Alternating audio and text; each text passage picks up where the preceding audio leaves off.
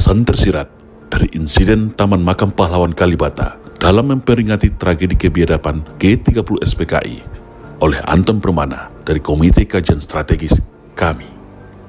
Kegiatan ziarah purnawirawan pengawal kedaulatan negara atau PPKN hari ini dalam rangka memperingati tragedi kebiadaban G30 SPKI di Taman Makam Pahlawan Kalibata, di mana tempat makam pahlawan revolusi Jenderal Anumerta Ahmad Yani yang menjadi salah satu korban kebiadaban PKI pada tahun 1965. PPKN itu adalah paguyuban atau organisasi para perwira tinggi, para perwira menengah, PAMA, Bintara, bahkan Tantama yang anggotanya ribuan di seluruh Nusantara. Kenapa ziarah ini penting diadakan? Karena sebagai bangsa yang besar, jangan pernah melupakan sejarah kelam agar sejarah buruk kudeta dan pengkhianatan PKI ini tidak terulang kembali. Tujuannya pun adalah sebagai inspirasi, motivasi, sugesti atas segala jasa pengorbanan para pahlawan dan pejuang yang terdahulu yang dikubur sebagai syuhada dan pahlawan bangsa.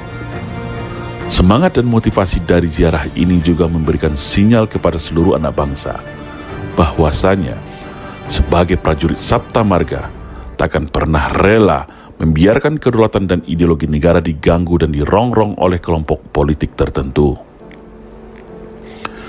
Sebagai prajurit dan tentara yang hidup dan matinya sudah didedikasikan buat negara, setiap saat selagi masih ada nafas di dalam badan, siap bertempur kapanpun mengenakan helm, sepatu, baju loreng, bahkan senjatanya kembali demi menyelamatkan bangsa ini dari kehancuran.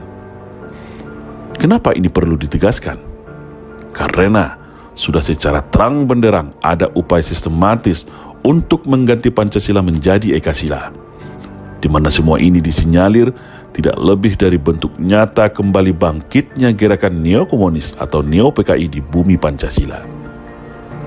Untuk itulah, PPKN juga dengan tegas menyatakan akan mendukung penuh gerakan yang dilakukan oleh kami, Koalisi Aksi Menyelamatkan Indonesia, dalam melawan kebangkitan neokomunis dan membela Pancasila demi keutuhan NKRI ke depan.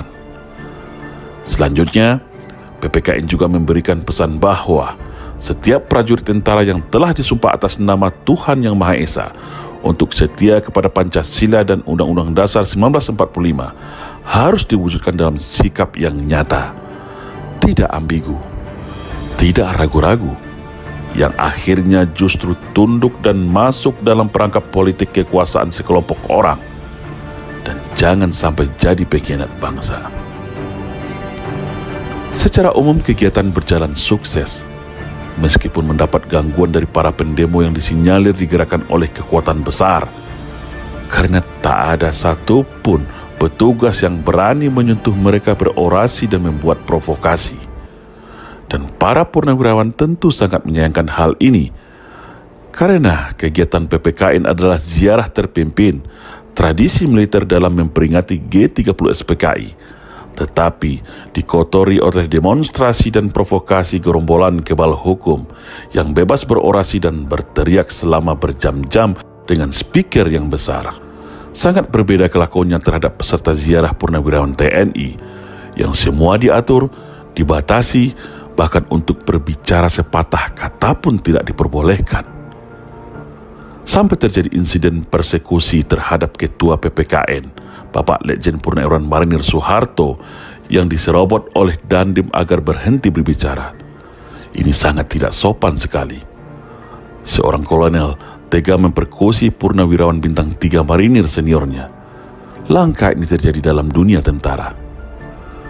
Beruntung para purnawirawan sabar dan memahami bahwa sang kolonel hanya melaksanakan perintah atasannya. Dan tentu, sebagai purnawirawan perwira tinggi TNI, tak mau terpancing untuk diadu domba dengan para juniornya yang menggunakan alasan COVID-19. Mereka selalu berupaya kuat menggembosi kegiatan PPKN dengan berbagai alasan dan aturan, dengan hanya membatasi 30 orang untuk masuk ke dalam makam pahlawan.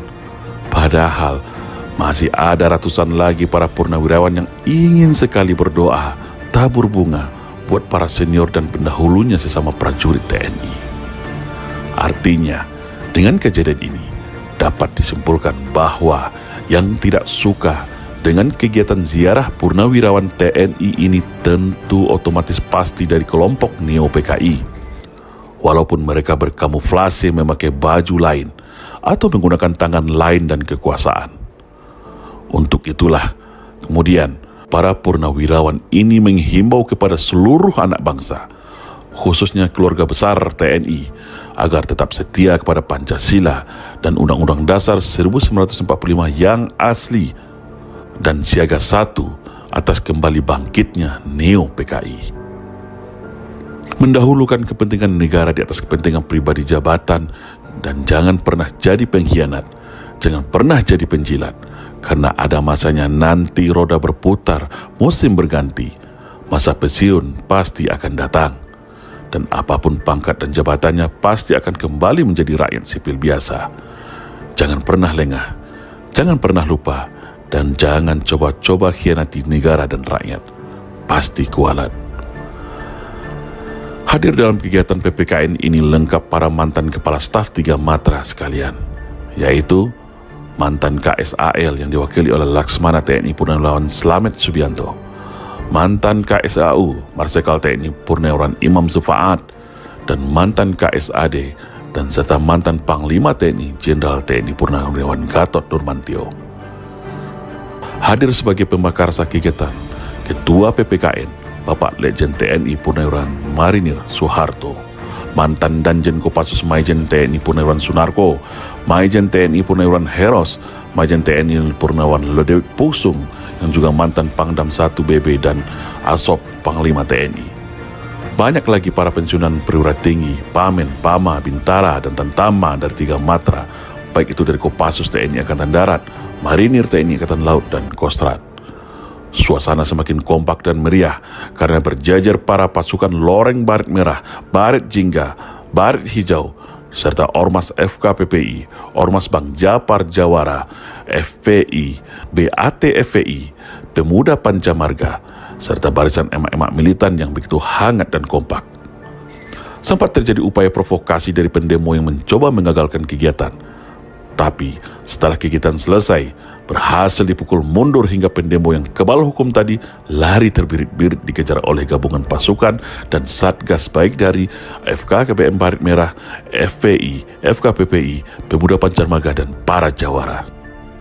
Kejadian di Taman Makam Pahlawan Kalibata hari ini adalah bentuk nyata perilaku penguasa yang semakin otoriter, anti kritik, super paranoid, dan sangat tidak menghormati lagi para mantan prajurit TNI yang telah berjasa terhadap negeri ini.